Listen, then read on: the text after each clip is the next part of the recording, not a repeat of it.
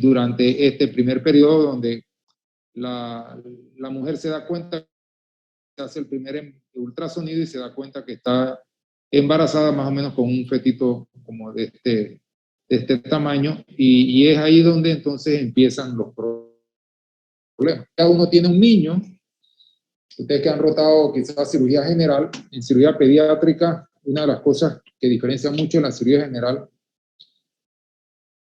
es estando con un niño, con un bebé, cuyos mecanismos de termorregulación y todo son diferentes, ¿no? Hay que tener mucho cuidado. Ustedes ven que un niño, un bebé, cuando uno lo lleva al salón de operaciones, uno lo trata de termorregular con unas colchonetas especiales, le ponen unos plásticos para evitar las pérdidas de calor.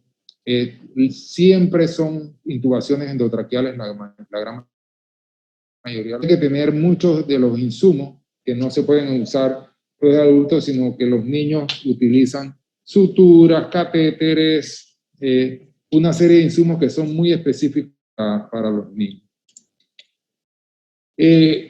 Durante ese primer periodo de gestación, están apenas como el divertículo respiratorio que se insinúa aquí en lo que es el intestino anterior. Ustedes van a ver que van a haber algunas anomalías también de la membrana cloacal, que vamos a problemas a nivel del ombligo, problemas a nivel diafragmático, y todo eso conlleva una serie de cambios que van a repercutir en ese recién. Hablando un poquito de lo que es la anomalía de la atresia esofágica, que es la que primero vamos a mencionar, ustedes saben que el intestino anterior protruye un divertículo respiratorio, y este se va dividiendo hasta que se divide totalmente en la tráquea. Si esa división no se hace correctamente, pueden ocurrir a nivel del esófago, y el esófago esta es la variante más frecuente. Ustedes ven la tráquea bifurcada, y que aquí no hubo la separación completa de este intestino anterior, y hay una comunicación entonces de la tráquea con el esófago inferior. Nosotros ahora vamos a ver una radiografía. Esta es la imagen. Este es el 85% de los bebés con atresia esofágica.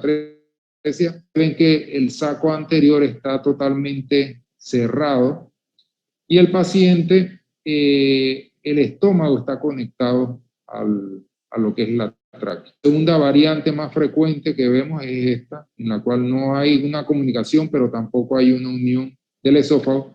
¿Ven la diferencia aquí? Que este esófago por lo menos está mucho al cabo superior, en cambio aquí hay una longitud bastante larga, y los menos frecuentes son estos. Ustedes con que se memoricen es el más importante en este momento, porque este es el que causa, es el más frecuente y con mayor morbilidad. Así se presentan los bebés.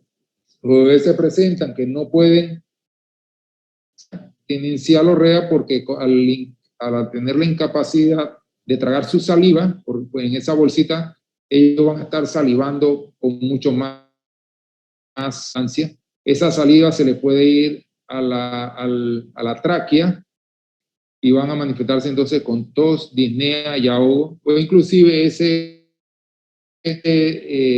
esófago distal está comunicado con el estómago, y pueden ascender secreciones gástricas, daño de ese ácido a nivel de la tráquea, y también te puede producir todo esto. El diagnóstico se basa en que uno no puede pasar una sonda orogástrica al estómago, se detiene casi siempre entre 10 y 8 centímetros, y uno tiene muchas veces que aprenderse esto. Es Bartel, es una mnemotecnia, donde dice anomalías anales, anomalías cardíacas, traqueoesofágicas, renales, y L de limb en inglés, que es de extremidades.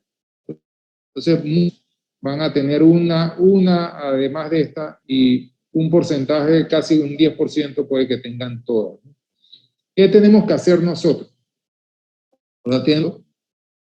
A estos niños uno fija la sonda nasogástrica, le da respaldo para evitar que ese contenido del estómago suba a la tráquea y siga empeorando el paciente. Punción, le pone líquidos porque el niño está incapaz de tomar líquidos. Le pone antibióticos y cuida la normotermia. Algunos casos tienen problemas cardíacos también, así que hay que hacerle una evaluación por cardiología. Esta es la radiografía típica, en la cual uno ve la sonda que nada extremo y uno ve que hay aire distal. La única manera que hay aire distal, o sea, en el tracto gastrointestinal, es porque tenemos una comunicación. El diagnóstico diferencial, cuando no hay aire, o sea, que ustedes ven que la sonda no pasa y no hay aire, entonces esa es la segunda variedad. Estos pacientes, como vamos a ver, muchos de estos diagnósticos se hacen postnatal, la gran mayoría. Es muy raro el paciente, aún hoy por hoy, con todo el ultrasonido prenatal, que se haga antes del nacimiento. Pudiéramos sospecharlo en los casos de polidrama. La segunda malformación que vamos a ver es la hernia congénita, que no es más que un defecto, una falta de cierre del proceso pleuroperitoneal, parte posterolateral y por lo general izquierda del diafragma, por la cual una vez que ya las asas intestinales retornan normalmente a la cavidad abdominal, muchas de las asas se van a introducir por este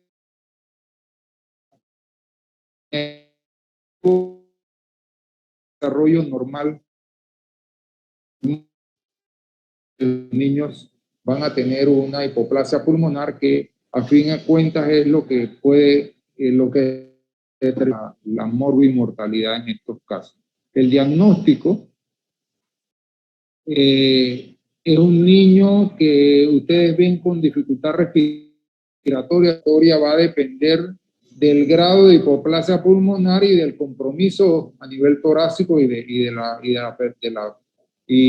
ventilatorio, porque en algunos casos uno se puede presentar en pocas horas o pocos minutos, o sea, el niño nace con un Apgar bajo y enseguida empiezan los niveles de reanimación, o a veces el niño una vez que está con la madre, etcétera, es que empieza con dificultad respiratoria porque las asas intestinales se empiezan a llenar de contenido alimentario, comprimir ese pulmón y viene entonces lo que es el cuadro típico, que es una insuficiencia respiratoria, pero a nivel del recién sospecharlo cuando tienes insuficiencia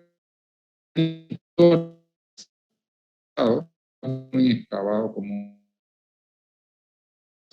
que es la gran mayoría de las veces, un 80% de las veces uno ve desplazamiento del corazón hacia el lado derecho, simulando como lo que es una dextrocardia. Esto lo que se recomienda no es darle una ventilación bajo máscara, sino hacerle, si requiere intubación, de una vez una intubación endotraqueal. Hay que colocarle una sonda al estómago, ya sea orogástrica o nasogástrica, apoyo ventilatorio y un respaldo para procurar que las asas intestinales. En los casos que vamos a ver a continuación, también hay problemas más abajo. Pueden haber problemas a nivel del intestino superior, pero ya un poquito más distal, como en el estómago o el duodeno, o inclusive a nivel del intestino medio, como atresia intestinales. Entonces, dependiendo de lo que se le pueda producir, uno sabe que a nivel duodenales hay una fase de estado sólido y después va a haber formación de cavidades, vacuolización, que le llamamos una recanalización. Y si la recanalización no se hace completa, entonces porque eso es típico en las atresias duodenales. En las atresias intestinales, más que el problemas de recanalización, son problemas isquémicos, muy serios, en los cuales entonces, porque hay un problema, entonces hay una cicatrización de los bordes, entonces vamos a tener un intestino dilatado, que dependiendo de a qué nivel hay uno ileum, así mismo tensión abdominal. El intestino distal, uno lo ve entonces hipotrófico. Ustedes ven así y depende entonces de hipoplasia o el grado de compromiso vascular, así puede inclusive tener un intestino corto. La manifestación clínica de en ambos, la gran mayoría de las veces, puede haber polidramnia, sobre todo en la atresia duodenal, vómitos, principalmente bilioso, en la duodenal una distensión abdominal y unas malformaciones asociadas. Las más que más uno debe tener en cuenta son las cardiológicas y el síndrome de Down, que se asocia bastante. Uno debe manejar esto en ayuno como si fuera una obstrucción intestinal. Ayuno, la sonda nasogástrica, líquidos endovenosos, oración, y una vez que ya está estable, entonces, situaciones pertinentes, entonces ya uno le hace la corrección quirúrgica. En el caso de la atresia intestinal, uno, bueno, radiográficamente uno va a ver en la atresia duodenal lo que es burbuja, o sea, uno ve la burbuja del estómago, aquí está lo que es el píloro, y aquí uno ve el duodeno. Esta imagen de doble burbuja en un recién nacido es de una atresia duodenal y ya no hay que hacer más diagnóstico, o sea, no hay que hacerle ni estudio contrastado, ni ultrasonido, ni nada, por lo menos abdominal, y menos CAT, etcétera. Eso hace el diagnóstico. Y en el caso de las atresias intestinales, uno ve que hay aire, o sea, hay más que una burbuja y hay una asa prominente mucho más allá. Y igual se trata como una obstrucción intestinal, pero es raro en estos casos, malformaciones asociadas. Y el paciente se somete a la laparotomía con corrección una vez que ya se haya estabilizado. Hay una secuencia rotación intestinal, una rotación intestinal que hay un periodo en el cual ese intestino anterior y medio, sobre todo, tiene una elongación, inclusive fuera de la cavidad abdominal. Esto está representando lo que es el ombligo. Y sale, este es el conducto vitelino, sale y debe haber como una rotación, en este sentido, este es el intestino posterior, y más adelante va a quedar el intestino posterior por encima y el intestino delgado por debajo. Y vamos a que ocurre una rotación normal, que es el intestino, este es el área del ciego, donde al inicio está más o menos aquí subhepático y después debe realmente y alojarse en lo que es la fosa ilíaca derecha.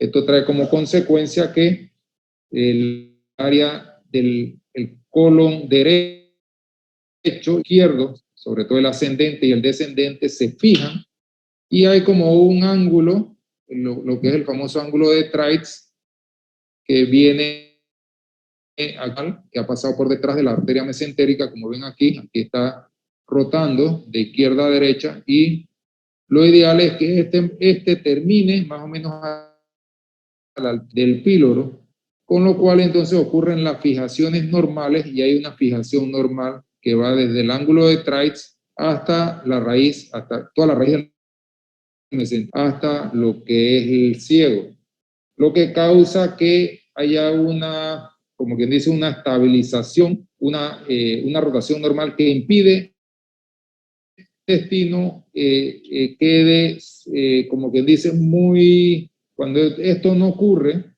que ocurre, queda esto sin una rotación adecuada. Lo que pasa es que este fácilmente se puede torcer y producir lo que nosotros tememos como cirujanos, que es el vólvulo de intestino medio, que al no haber rotado totalmente, todo queda colgado el intestino medio y puede ocurrir esto. Esto es fatal muchas veces porque el niño pierde todo, desde el colon, todo el colon derecho y todo, prácticamente desde el yeyuno hasta el colon derecho, todo eso lo pierde y el niño, entonces, si uno le hace una anatomía del yeyuno al colon izquierdo, que eso es prácticamente manejo con alimentación parenteral de por vida o seso. Otra de las patologías que también podemos estar reconociendo, los anos imperforados. Normalmente durante el desarrollo embrionario existe lo que es la cloaca. La cloaca es la unión posterior con el alantoides, esto en el caso del varón. En la niña inclusive están los órganos ginecológicos de por medio, y cuando la separación normal, entonces ese recto, ese intestino posterior queda unido en la niña a nivel de lo que es la vagina, o a veces puede que llegue a lo que es la piel, pero no en un ángulo adecuado. Entonces ustedes lo primero que van a ver en estos niños, en estos bebés, son que no tienen un ano normal. Entonces vamos a ver varios ejemplos. O sea, lo que casi hizo todo la separación, pero no llegó a ser del todo, que es un ano. Este es el rafe medio, aquí están los escrotos medio un poco engrosado, hay como un pliegue aquí de piel y debajito, entonces está el ano medio casi permeable, pero no está permeable. Entonces esto es el asa, uno tiene que resecar eso y permeabilizar lo que es el ano. La otra, que es un poquito menos compleja, es que el ano no sale, no se quedó aquí, es que él estaba más pegado a la vía urinaria y va cogiendo la parte posterior. Este quedó como en el caminito, pero abrió. Entonces esto también se puede hacer una reparación en este caso. O inclusive el niño que está con una apertura aquí a nivel del escroto, porque no abrió aquí, sino que él se fue, como quien dice, pasando subcutáneamente hasta abrir aquí, que esto fue lo que le pasó a este bebé. Entonces, en todos estos casos se puede resolver, porque la no estaba piel, de la piel, entonces nada más hay que, como quien dice, quitar esa membrana o esa piel que cubre todo el área, y toda su musculatura está baja. Inclusive si uno no ve nada externamente, en las 24 horas uno le puede hacer esta radiografía, donde pone una marca bien cerquita de la piel y uno ve entonces que este tipo de cirugía. Lastimosamente, esta es la minoría de los casos en el caso del varón. No hay muchos de esos casos. La mayoría de los casos en el varón, que ha quedado unido ese intestino posterior a la vía urinaria, y la manifestación clínica clásica en el varón es salida. Entonces, si uno tiene un recién nacido con ano imperforado y salida de meconio por orina, ya uno sabe que hay una conexión, y lo que hay que hacerle es una colostomía. Si pasado 24 horas no hay evidencia de salida de meconio por la orina, entonces uno le hace una radiografía, igual le pone un objeto radiopaco a nivel de donde debe estar el ano, y uno mide entonces la distancia del aire más distal al punto, y si uno ve una distancia bastante larga, entonces uno sabe que se tiene conexión. Esto es para que se den cuenta cómo está esa conexión. Este es la uretra, y este es el recto lleno. Pero esta radiografía por lo general uno la hace ya cuando el niño está un poquito más grandecito, que uno le mete medio de contraste por esta boquita, y uno llena todo este medio de contraste por la uretra, y ahí entonces en la unión uno sabe más o menos a la altura. Porque en la corrección quirúrgica puede haber esa comunicación puede estar aquí a este nivel o a este nivel, y la cirugía cambia de abordaje. En el caso de las niñas, por lo general vamos a ver dos variantes solamente. Que es la más frecuente, que es que no hubo una separación total de la vagina con el recto. Entonces uno va a ver las tres de lo que es el introito: la uretra, la vagina y lo que nosotros llamamos fístula aquí, que es la salida de meconio, con el recto bien metido. Ese es el vestibular. O en el caso que uno no ve ni siquiera los labios menores ni mayores, sino todo esto como estos son los labios menores bien orificio, y en ese solo orificio es lo que es la cloaca primitiva. En la cloaca primitiva tenemos las tres conexiones, la vagina y el recto saliendo entonces.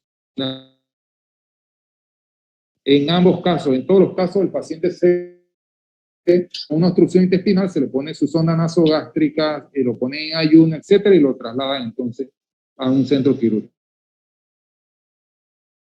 También podemos ver que hay defectos a nivel de lo que es el ombligo. En el ombligo, recuerden que está el conducto vitelino. Esto es lo que va a dar después a lo que es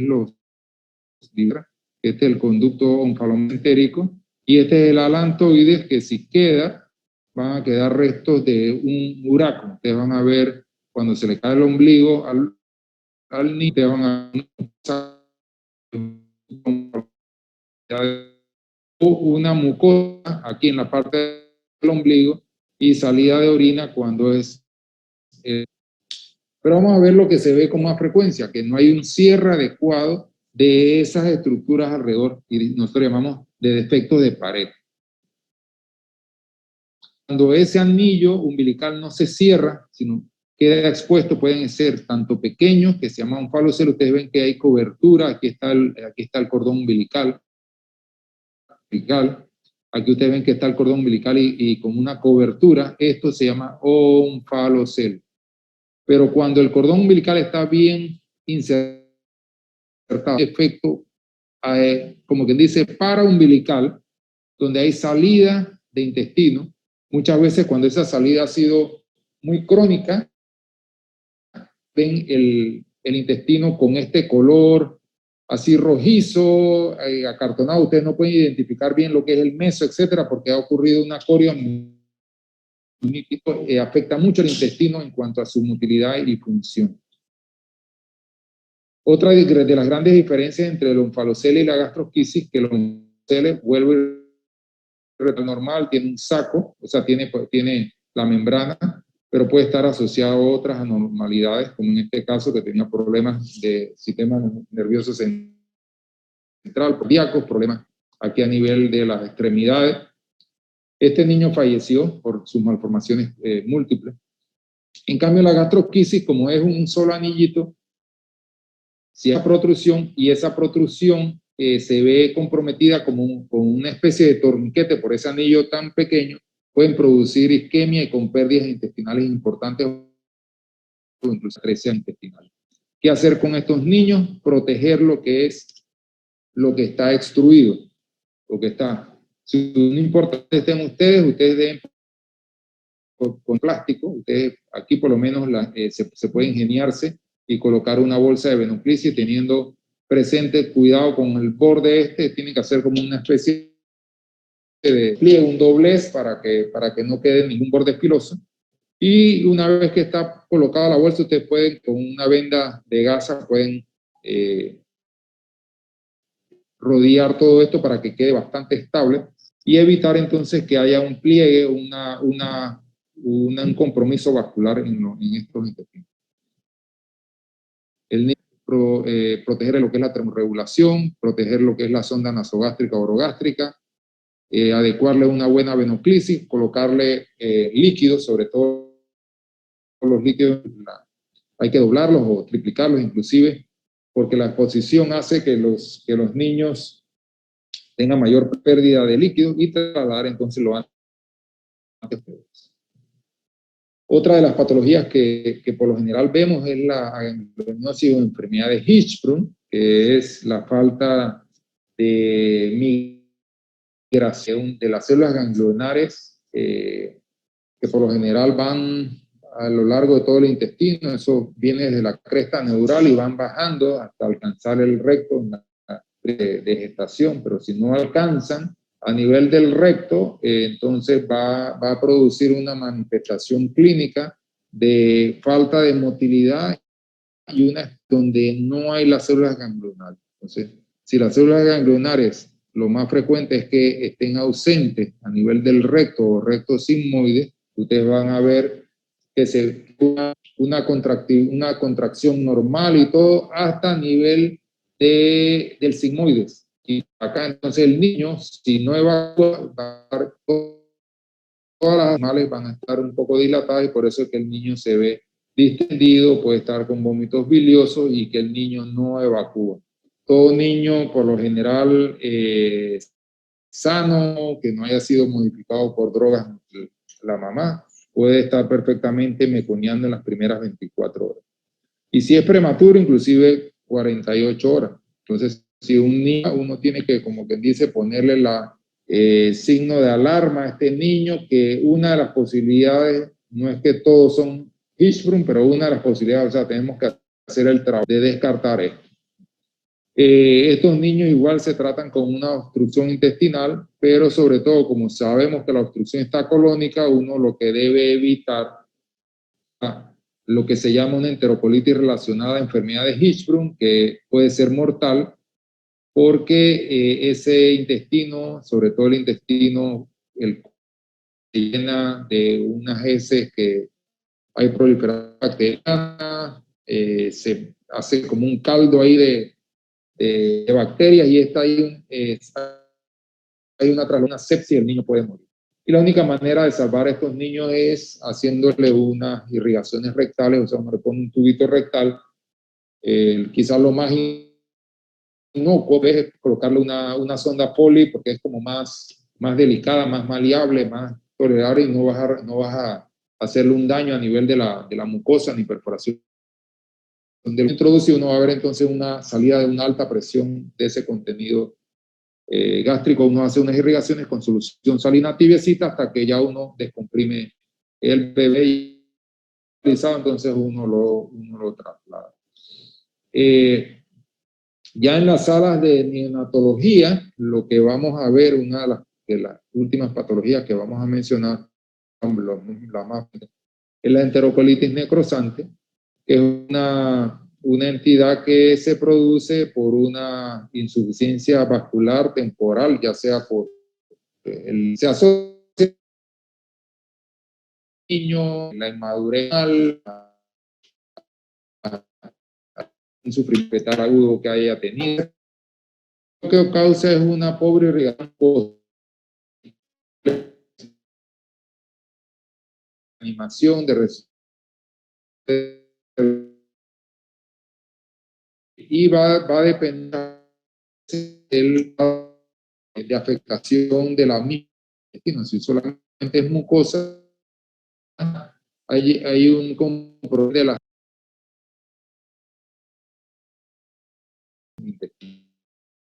imágenes bastante sugestivas o sospechosas cuando el paciente empieza con distensión, algo de apnea. Estos son sospechas de enterocolitis porque no se puede colitis o no, porque hay algunas otras patologías de recién nacido que también tienen diagnóstico diferencial, pero cuando ya sí tienen neumatosis intestinal, que son unas de radiolucencia bien establecidas a nivel del colon, entonces ya hablamos de neumatosis intestinal y esto es una enterocolitis confirmada por lo general. Entonces ya dejamos el ayuno, le damos apoyo hemodinámico, muchas veces en ventilación, etcétera, para tratar de revertir el proceso y que no caiga en lo que es ya una enterocolitis, donde ya se afectan todas las capas, hay perforación intestinal con peritonitis, aire libre, paciente se ve sumamente inestable, etcétera. Y esto puede llevar incluso 50% de mortalidad. En este caso, casi siempre es que nos llaman a nosotros los cirujanos y tenemos una laparotomía. El niño sometido, si el niño está muy inestable, lo que hace es para estabilizarlo. Y después entonces vamos a, una vez estable, buscamos entonces las causas de esa perforación. A veces nos encontramos con los isquémicos perforados, este tenía peritonitis generalizada, este tenía otro, este es un intestino sano y algunas zonas afectadas. Es un gran reto para nosotros los cirujanos. Entonces, una de las cosas más importantes que se van a hacer ustedes es ese traslado. debe conllevar, no importa si están a nivel del Santo Tomás o a nivel de cualquier hospital, lo importante es reducir la morbimortalidad y que el niño pueda bien a un centro especializado.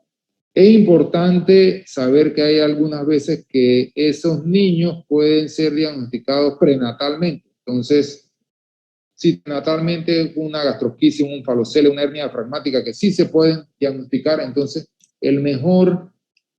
la mejor incubadora de transporte siempre va a ser al ser la mamá la mejor incubadora, no es la que en alguna provincia tal debe para estos bebés, inclusive para la madre, ser trasladada.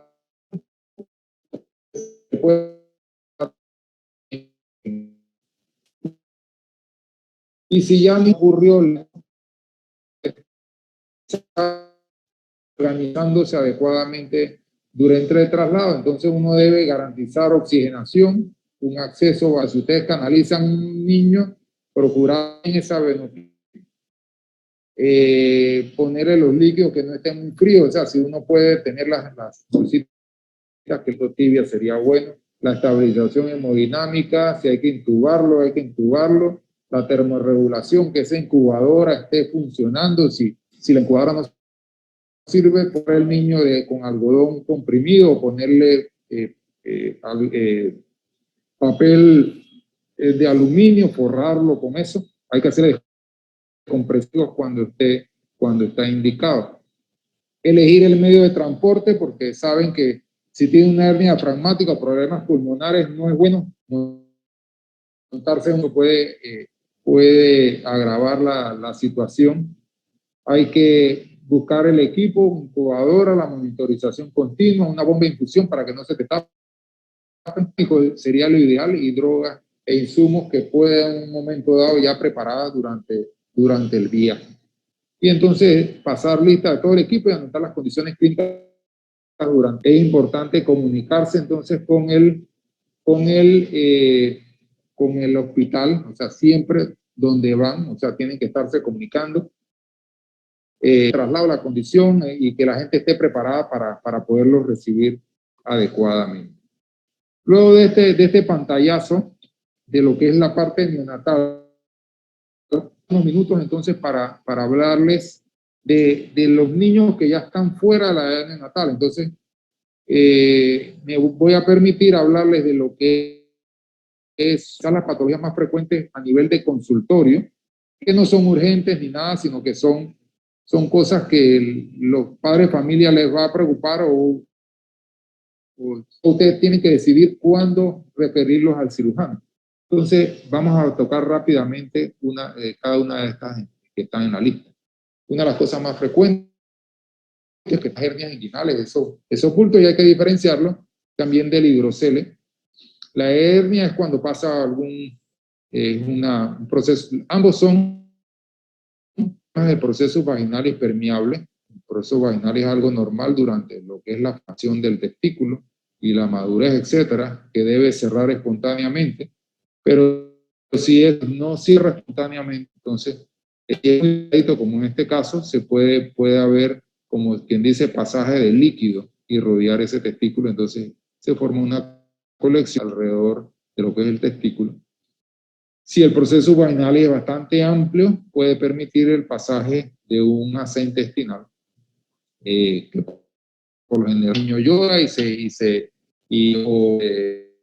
si es más grandecito, si está de pie, se va como quien dice a manifestar con un abultamiento, como es el caso de este niño aquí, y que se reduce espontáneamente.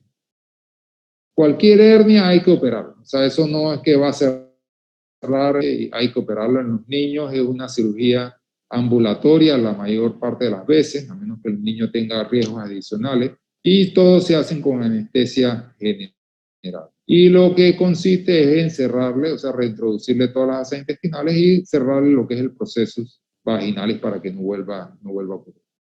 Ahora podemos hablar de lo que es la hernia encarcerada en la parte de urgencia, así que no lo voy a mencionar. El hidrocele es lo mismo, el hidrocele quizás no es tan urgente operarlo como es, a menos que sea un hidrocele congénito, que por lo general si es un defecto muy pequeñito en las primeras semanas después del nacimiento esto cierra y entonces el líquido que está acumulado se va a absorber completamente. La manifestación de ese hidrocele congénito es aquel líquido que se quedó acumulado pero que no se drena. Ustedes por más que aprieten este escroto, el líquido no regresa a la cavidad. Pero si el líquido, ustedes ven que se forma un hidrocele y ustedes lo aprietan, se vacía y entonces casi comportamiento como quizás no esté tan dilatado, pero a la larga se va a dilatar y el tratamiento va a ser el mismo. Es una herniorrafia. La otra consulta es lo que es los problemas del prepucio.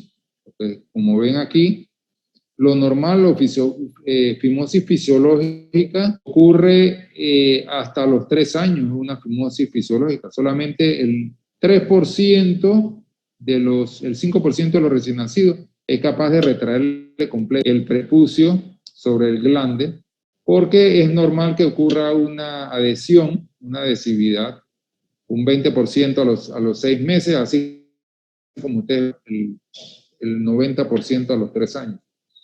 Y ustedes ven que el niño tiene un buen chorro urinario, que se le puede ver la uretra, eso es una fimosis fisiológica. Entonces eso en realidad no es algo patológico. Patológico es cuando no puedes ni siquiera ver la uretra, y hay una cicatrización y muchas veces esto se produce o infecciones, como en el caso de balanopostitis, o mucho más frecuente cuando el niño pequeñito tratan de forzarle lo que es la red y hay desgarros producidos, iatrogénicos producidos, y cuando se cicatrizan esos desgarros de mucosa, entonces se produce entonces la fimosis. La que ya es indicación de cirugía es cuando hay una retracción forzada y queda entonces, como quien dice, atorado el prepucio, corona el glande produciendo un gran edema, como en este caso. Eso es parafimosis, no es fimosis, parafimosis. Esto es una urgencia para reducirla, o sea, el niño de urgencia o con anestesia local o con anestesia general se reduce para ya reacomodarle el prepucio, porque aquí puede obstrucción intestinal, obstrucción urinaria y gangrena del glande, y es bien doloroso y catastrófico. Y una vez que se acomoda el niño a la consulta, se le da antibiótico y analgésico para hacerle la circuncisión para evitar una recurrencia de esto. La circuncisión por lo general está indicada como a las 2-3 de ocurrido. Y la circuncisión en una remoción de lo que es el prepucio, o sea, prácticamente dejarle, como quien dice, lo que es el glande descubierto. Se hace una cirugía ambulatoria con anestesia general. Lo otro que pueden estarles consultando es si la circuncisión con Plastival que se hace en recién nacido está indicado. Hoy últimamente han habido muchos artículos en los cuales se disminuye la cantidad de infecciones que en el futuro ya no van a tener problemas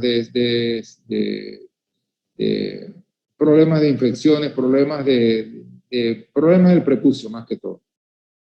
Entonces, anestesia local, eso sí, con anestesia local se hace en lo ideal es en las primeras 2-3 semanas de vida, inclusive antes de que salga de la sala de parto. Pero todo esto, más que todo, es más a nivel privado, ¿no?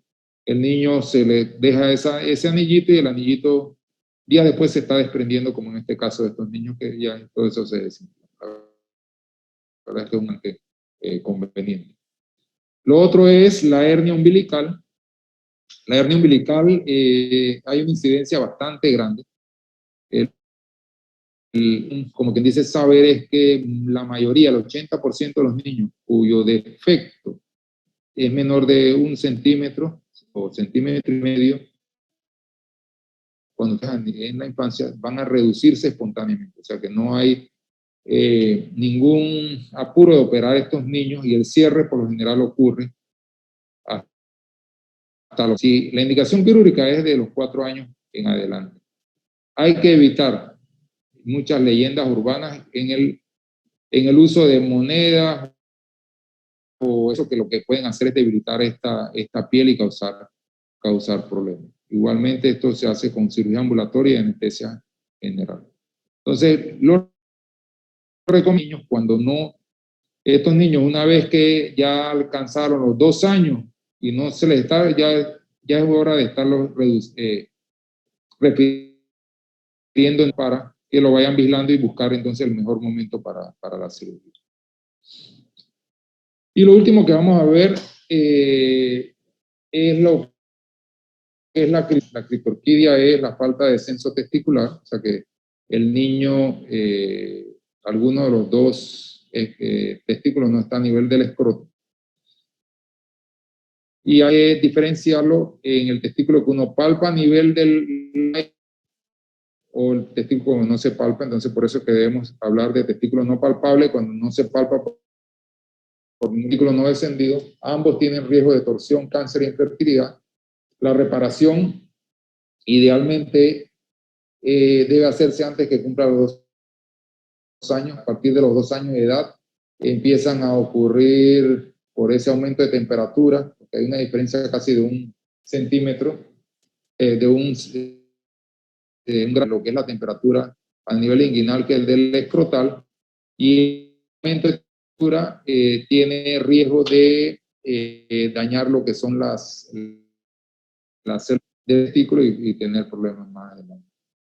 Eso es una cirugía ambulatoria, igualmente con anestesia general. Hay que diferenciarlo con el testículo retráctil, que el niño ha tenido un descenso normal y de repente cuando tiene 2, 3 años empieza entonces a verse ocasionalmente el testículo a nivel de las áreas inguinales. Ese testículo a nivel de las áreas inguinales es producto de un reflejo cremastérico aumentado y es obvio que el niño a esa edad, un ambiente frío, etcétera, el testículo se le sube. Cuando es testículo retráctil no está indicado la cirugía no está indicada en este momento, pero hay que estar seguros que si es una cosa o la otra. Por lo general entonces es bueno que nosotros lo evaluemos y tomamos entonces la decisión y ella se diagnostica. Hacen ultrasonido y todo lo demás, y el ultrasonido también es un ambiente frío y muchas veces cuando nos llegan al consultorio inclusive con ultrasonidos positivos por criptorquidia, cuando en un ambiente un poquito más cálido, tranquilizando al niño, ganándonos la confianza, uno le ve que los testículos están a nivel del escroto y uno reproduce en el consultorio testicular donde se confirma. El quiste tirogloso también es una anomalía congénita y es por un descenso, una desaparición de lo que es el conducto tirogloso, que es como quien dice un remanente del descenso de la glándula tiroides. Como ese conducto está revestido internamente por células, con el tiempo van a estar descamándose y produciendo moco y se acumulan. Y en los primeros años de vida uno puede notar entonces que el niño nos llega a la consulta con masa central, casi siempre por encima de lo que es la tiroides, central de la tráquea, cercano a lo que es el hueso hioides muchas veces. Y esto, lo ideal es operarlo, hay que operarlo y resecarle todo el quiste, el pedacito de hueso hioides, la parte central del hueso hioides, la parte de los músculos miloioideos, para sacar en su totalidad o casi la totalidad y evitar entonces esto es una cirugía ambulatoria, o a veces cuando está muy pegado y dejamos drenaje, podemos hacer una corta estancia de 1 o 2 días en el hospital y se hace con anestesia general endotraqueal. Si se deja y no se opera, la tendencia es que estos quistes se infecten, que a veces les llegan a ustedes al consultorio o al cuarto de urgencia con un enroce inflamatorio a este nivel y puede hacerse el diagnóstico diferencial con un ultrasonido. El tratamiento cuando está infectado es antibiótico hasta acción y Ahora vamos a ver rápidamente, y por último, lo que son las urgencias que vemos en los niños. Lo primero, la hipertrofia pilórica. La hipertrofia pilórica es una obstrucción a nivel clásicamente, está en las primeras semanas de vida. El niño nace perfecto, muchas veces se va para su casa tolerando su vía oral y de repente entonces empieza a una tercera, cuarta semana de vida con vómitos de leche, cada vez más frecuentes y violentos, que se llaman inclusive de leche.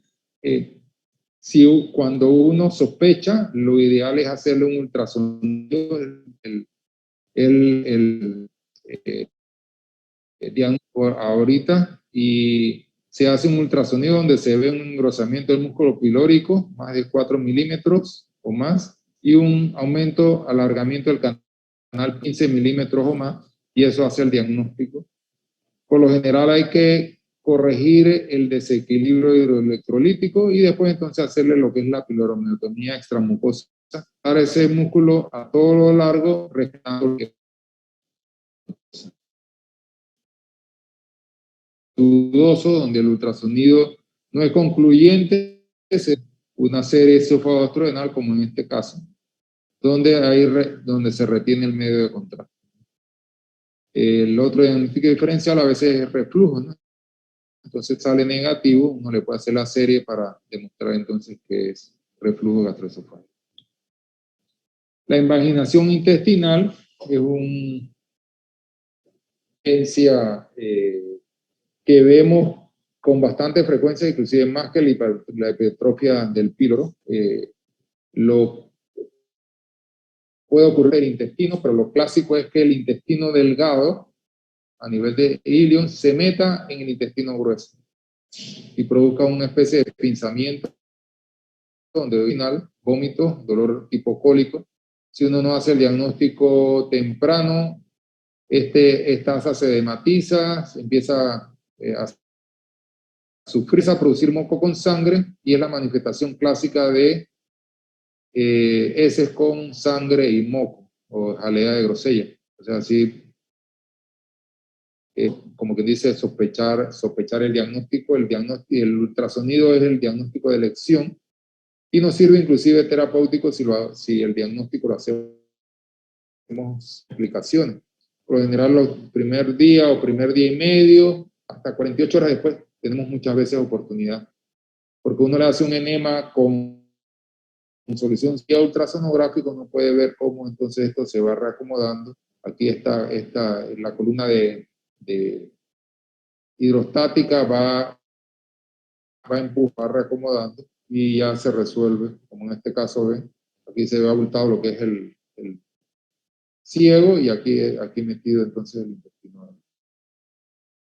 Y quizás otras imágenes, aquí hay otra imagen donde ya se reacomodó el intestino. Por lo general aquí esto era lo que estaba pivoteado. Aquí nosotros completamos la apendicectomía. Como entonces la maniobra abierta cuando no se pudo hacer el problema a nivel con hidrostático.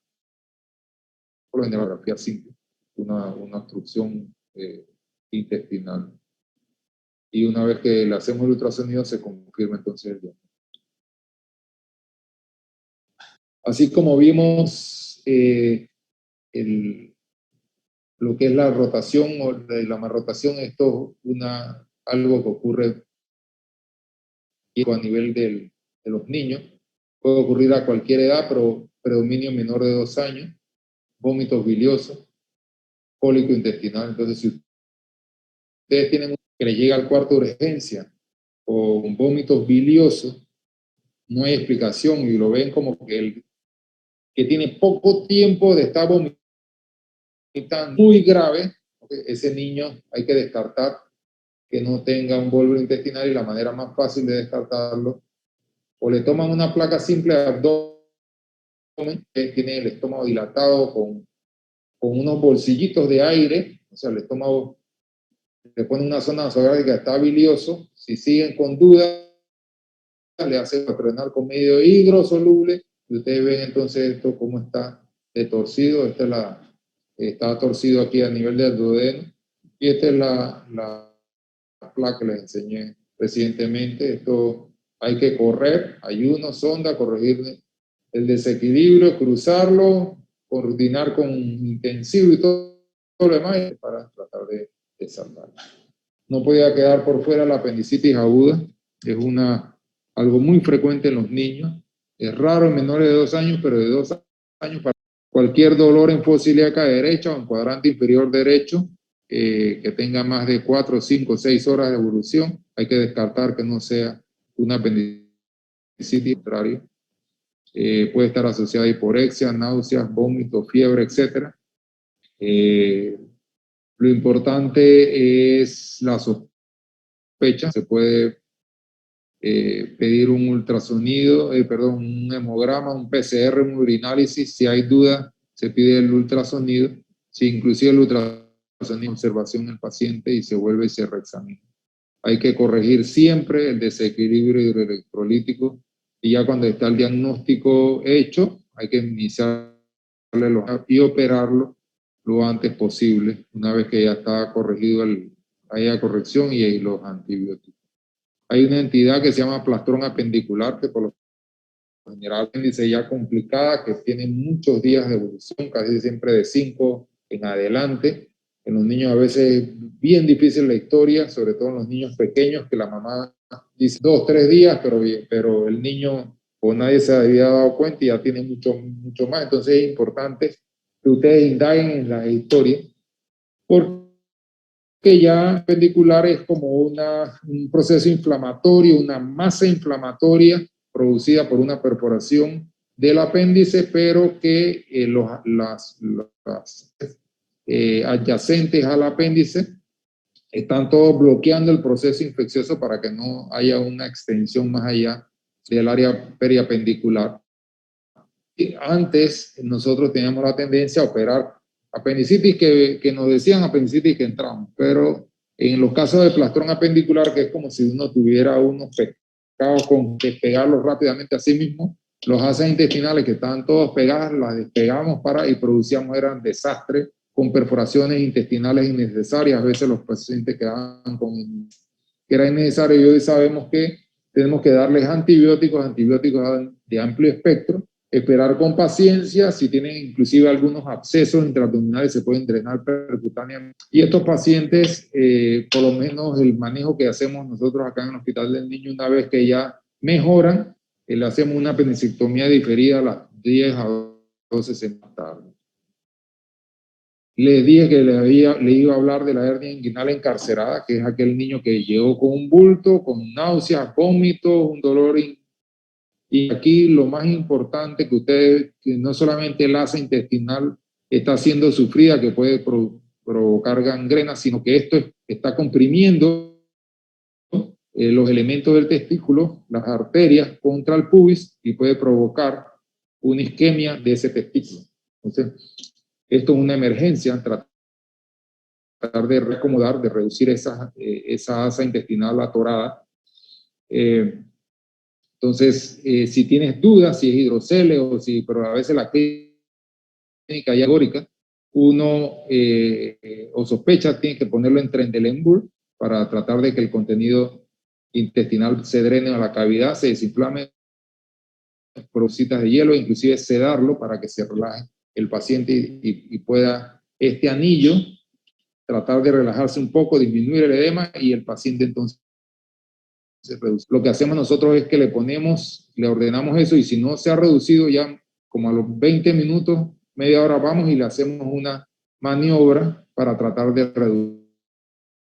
Si se logra reducir, que es en la gran mayoría de las veces, 90-95% de las veces, entonces ese paciente se debe quedar hospitalizado. Y una vez que todos estén ya desinflamados, entonces lo operamos sin ningún problema para evitar problemas. Lo otro que también tienen que recordar es la torsión testicular. La torsión testicular, que no hay una fijación de esos escrotos, del testículo a nivel del escroto. Se produce con un dolor agudo a nivel testicular, Ahí está, cualquier edad, pero es predominante menor de 2 años o luego de la pubertad. El niño puede tener dolor y dolor, por lo general es unilateral.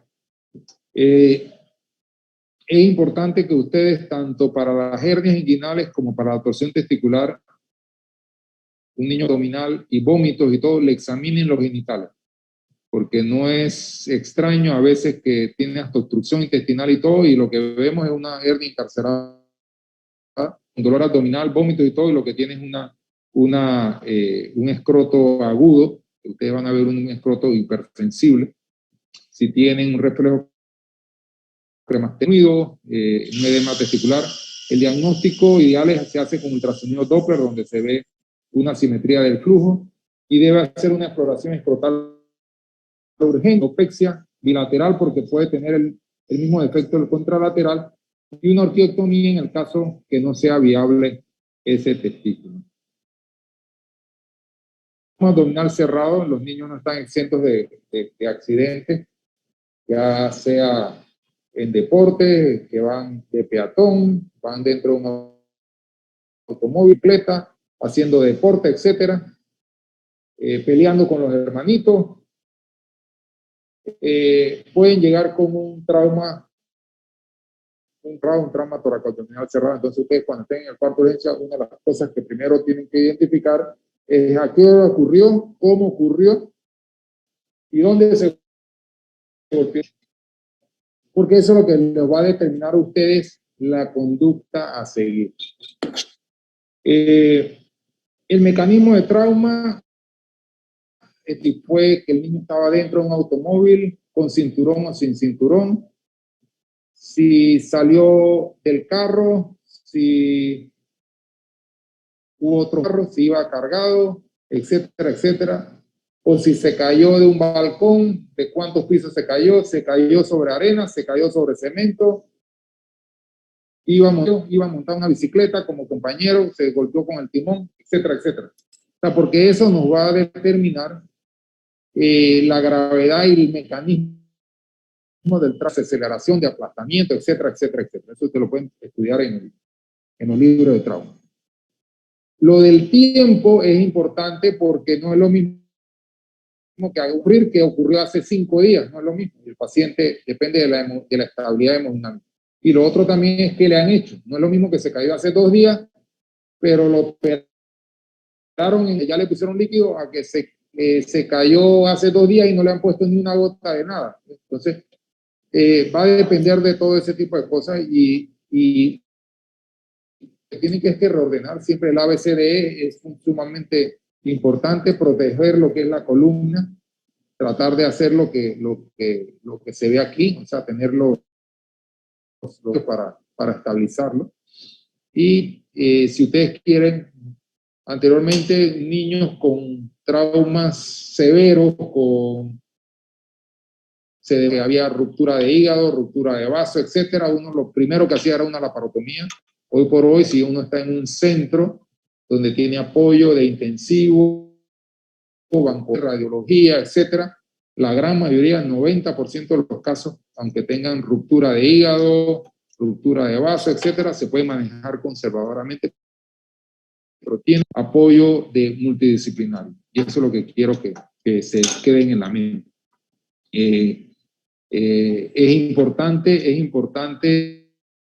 que si ustedes están en el interior y el paciente está inestable y todo lo demás, y no se puede, ahí sí tienen que, como quien dice, hacerle la laparotomía, empacarlo, etcétera. O sea, ahí se tienen, y cuando esté aquí por lo menos tienen que evaluar la pelvis. Si no está inestable, aquí tienen que tener, como se ve aquí, una ruptura de hígado con hematoma subcapsular, etcétera. Entonces, como última diapositiva, y es la que quiero concluir, siendo ya las 5, que hay problemas electivos y hay problemas de urgencia. Los problemas electivos ustedes tienen que saber cuándo referirlos al cirujano o a quién referirse, cómo hablar con los padres, qué recomendaciones, porque ustedes pueden tener, mire que me nació un bebé, le hago la circuncisión, no le hago la circuncisión, o tengo un niño que tiene una hernia digo, mira que tengo un niño con un dolor a nivel de un escroto, o tengo una masa en tal lado, entonces ustedes tienen que, estas son de las cosas más frecuentes. Soy casi todo lo que yo veo es esto. O sea que le estoy dando bastante datos en esta hora, le he dado, entonces tienen que repasar quizás muchos de los conceptos, agarrar el Schwartz, que tiene buenos resúmenes, o un Savinson, etcétera, o un Nelson, pues pudieran repasar. En los casos de urgencia, si están a nivel del cuarto de urgencia, el manejo multidisciplinario, como dice, es la clave del éxito. O sea, ustedes consulten, ustedes tienen que tener a alguien que estabilice al paciente, que sepa canalizar, que tengan los insumos necesarios, la sonda de todos los tamaños pediátricos, la trauma, por lo menos la estabilización, tienen que tener ambulancia disponible, tienen que tener comunicación con hospitales de mayor complejidad, etcétera, ¿no? Entonces, y siempre saber que antes de un tratamiento quirúrgico hay un tratamiento médico. O sea, no es que cirujano y apenas no han hecho nada todavía, no le han puesto, vamos a poner por lo más básico, una apendicitis aguda. Una apendicitis aguda cuando les llega, ustedes saben, ayuno, empiécele los líquidos, empiécele, sobre todo eso, reponerle los líquidos, si están muy claros, inclusive se pueden empezar los antibióticos, si ya tienen el ultrasonido, etcétera, o sea, ya que no vamos a tener otra conducta. Pero eso es importante, no que uno llega y el paciente, no, es que el paciente acaba de comer, porque el paciente lo manda, está deshidratado y lo mandan a hacer un ultrasonido, o le mandan a sacar la placa, o le mandan a sacar los laboratorios y ni siquiera le ponen ni una venoclisis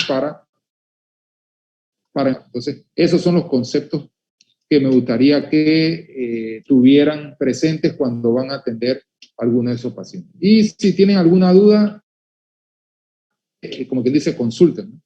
Así que si tienen alguna pregunta, con mucho gusto estoy para ayudarlos.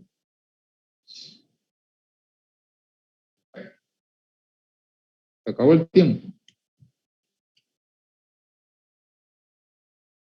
¿Aló? Por mi doctora. Ok, ¿algún otro? Bueno, si no hay ninguna pregunta, bueno, entonces estamos a la orden.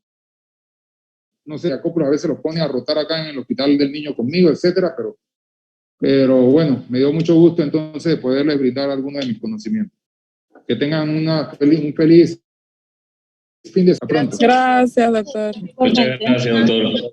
Okay, hasta luego.